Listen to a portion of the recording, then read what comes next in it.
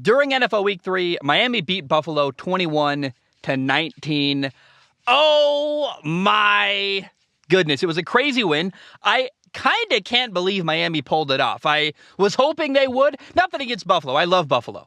Big fan of Josh Allen, big fan of the Bills. I think they're still a Super Bowl favorite. But Miami's an underdog. They're a team that's trying to be good, and I love their quarterback, Tua. They got a first-time head coach. I, frankly, was kind of rooting for them, but I didn't expect them to win this game. Now we're living in a crazy reality where Miami's 3-0. They've beat Bill Belichick, the Patriots. They've beat the Ravens with Lamar Jackson. And now Miami has beat Josh Allen and the Buffalo Bills. 3-0 is one thing. Last year, everyone's talking about it. Remember, the Carolina Panthers were 3-0 last year. Don't read into it too much. Okay, but this isn't 3-0 against crappy teams. This is 3-0 against Belichick, Lamar Jackson, the Bills. I mean, these are big, massive, massive wins. And I walk away as someone who I root for the people in Miami. I love Mike McDaniel. I want him to succeed. I love Tua. I'm a huge fan of him. It makes me incredibly hopeful. I'm like, okay, they've won 3 games in many different ways. They were ahead. They beat New England 20-7. They came back week 2 to overcome adversity and beat the Ravens. Tua, their quarterback, had 6 touchdowns. I thought week 3, the defense held Josh Allen to 19 points. That was very surprising to me. The defense came through in a big way week 3. This was a total team win. And I have to acknowledge, I'm excited as a fan of Tua and Mike McDaniel, but I have to acknowledge, Miami got some help. Buffalo is missing their 2 starting safeties. Jordan Poyer was out hurt.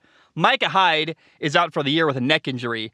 So missing both of your starting safeties against what I would call the best receiver duo in the NFL, Tyreek Hill and Jalen Waddle, that's a big deal. That's going to hurt you. That's going to make your life much more difficult on defense. Buffalo also missed a field goal. Not to mention, you got to say this, Bills linebacker Matt Milano, dropped what would have been a pick 6. Tua threw the ball right at him. Matt Milano dropped it. Buffalo was banged up, man. This was not a team at full strength, and I'm curious how this game would go if both their safeties were healthy, if they weren't as injured, if things had gone slightly differently. But I think regardless, you walk away, if you're Miami, going, hey, this is a huge win. It doesn't matter how you win. And Micah Hyde is out for the year. He's not coming back. So, next time when they play each other again, I believe it's week 13, they're still going to be down to safety, even if Jordan Poyer can come back. So I walked away with a lot of confidence that, wow, some of the tough games ahead for Miami, they not only can win, they have won tough games before. And the 5 games ahead that I'm interested in, it is week 14. Week 15 is Buffalo. So Buffalo week 15, there's a gauntlet from week 14, 15, and 16. They play the Chargers at LA. They play at Buffalo in December. That's a brutal game if you're Miami. Going from Miami, Florida to Buffalo, New York, the lake effect against one of the best teams in the NFL who's used to that climate. That's going to be a brutal game, week 16 for Miami at Buffalo in December. Week 16, they play Green Bay and Miami. That's still going to be a tough game. Aaron Rodgers against Tua. That sounds like fun. I would also tack on Cincinnati. They're 1-2. They had an ugly start to the year, but they can still score a lot of points in a hurry. I think that's a fun matchup between, they play at Cincinnati on Thursday night coming up. Cincinnati's wearing the all-white uniforms. That'll be interesting. Week 6 is at Minnesota. That's another team that's got a good receiving core that can score a lot of points in a hurry. So Cincinnati, Minnesota, LA, Buffalo, and Green Bay are the 5 games left. I'm like, man, these are still tough wins for Miami. But we know now they can pull it off. Like, Miami can win a tough game against a really good quarterback and a great football team. And look, Miami's in a great spot because not only are they 3-0, they've got, other than those 5 games, their schedule is winnable, man. I look at their schedule and I go, Miami's going to win a lot of football games this year. And Mike McDaniel, their new head coach, looks like a genius hire. The Tyreek Hill trade is a home run, absolutely. We're only 3 weeks in, but if you're a fan of the Miami Dolphins, I think you have to feel, a fan of Miami has to feel the best they've felt in years and years and years. Like, things are on the up and up for the Miami Dolphins. By the way, if you haven't seen it, you should look up the video of Ken Dorsey mad after Buffalo ran out of time and couldn't spike the ball at the end of regulation. He just freaks out, destroys his tablet. Shout out to the guy. Someone covered the camera after a little bit. One of the staffers for Buffalo, heads up play there. Didn't quite get early enough, but good move to cover the camera. And if you're a Miami fan, you would recognize the name Ken Dorsey, the guy who's now the Bills offensive coordinator. He played quarterback at the U of Miami. He was a 2-time Heisman finalist. So that guy in a city he knows well, brutal loss, really pissed after losing to Miami. Not happy at all when Buffalo lost. And I just walk away, man. Miami has got to be on top of the world. They're 3-0. It's working out for their quarterback. They're winning games, 3 massive victories against really tough opponents that are formidable. And if you told me Miami would start the year 3-0 against Josh Allen, Bill Belichick, and Lamar Jackson, I'd go, I'm hopeful, man. I want things to go well. I'm not sure I would have believed that, though. If you told me that in August, I'd be like, sounds like wishful thinking. So as a person rooting for Miami, again, not because I'm a Dolphins fan, I love Tua. I love Mike McDaniel. Like the way that Bill Belichick chooses to answer questions in a way that doesn't give away anything. So does Mike McDaniel. I don't know if you notice that about Mike McDaniel. Bill Belichick will dodge a question by just giving you nothing audibly. Mike McDaniel answers questions, but he does kind of what Mike Leach used to do. Or Mike Leach still does at Mississippi State. Mike Leach, I was around him a lot at Washington State. He's not going to give you anything football related.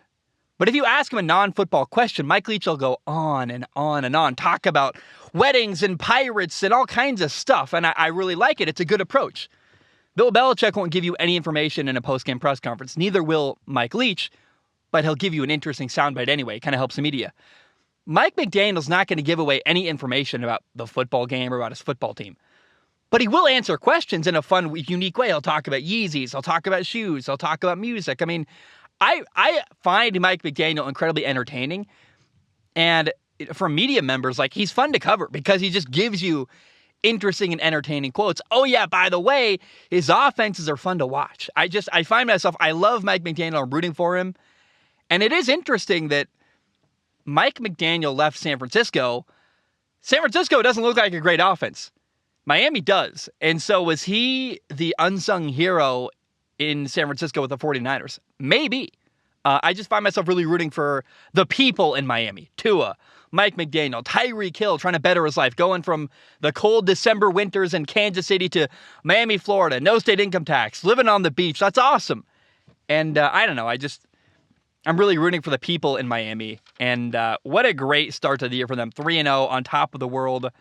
And a game I didn't expect them to win at home against Buffalo. And what an awesome win for them. By the way, that Miami Stadium, it's so cool the way it's set up to, I don't know if you know this, it just essentially bakes the opposing team's sideline. I mean, that stadium, whoever designed the new awning there, the home team sits in shade. They're comfortable all game. The away team gets blasted by the sun. And it's a monument. I lived in Hawaii.